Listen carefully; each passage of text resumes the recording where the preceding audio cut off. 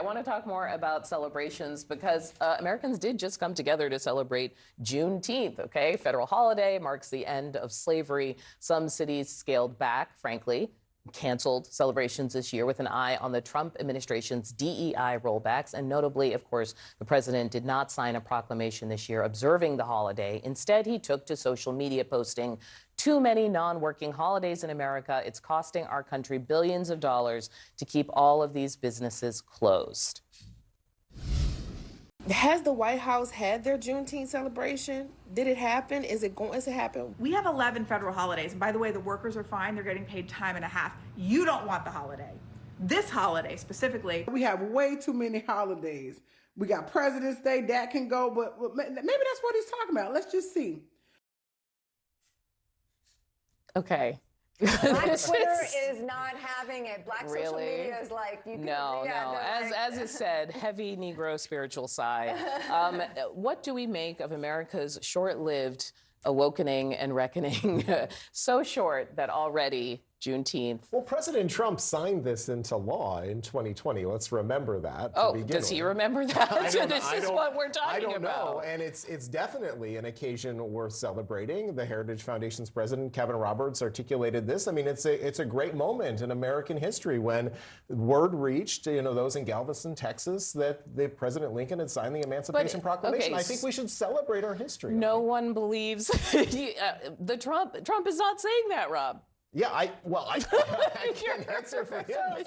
But actually, the real question is, why not?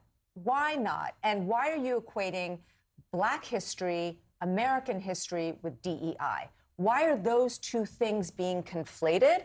And that is a very important question because everything is getting sucked into this moniker that the Trump administration wants to kind of, push on us.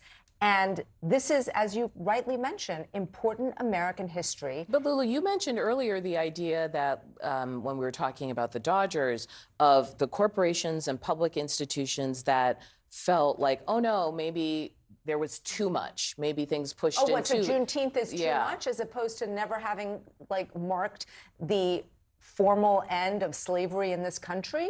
That is somehow because I'm trying to make sense of the cities that are pulling back. I think Lulu made a good point, though. It's like this administration is trying to equate the history and DEI together, and there's clearly has to be a moment at some point where we recognize our history. And I think, a day like Juneteenth, like yesterday, it is a moment to learn about it. And I think actually CNN did a great story. I think it was Victor Blackwell did a great story about, connecting these families or ties together. And I learned something. Yeah. And I think that's really interesting. So that's a day like that is a good time to learn. Yeah, but it's certainly a culmination of politics that we have heard for the last 2 years going into the election about diversity, equity, inclusion, as you said. But this is the thing that worries me, is that, we are losing so much of what makes America, America, with the fear of speaking out, with the fear that you're going to be punished, because these companies or these cities or these states are not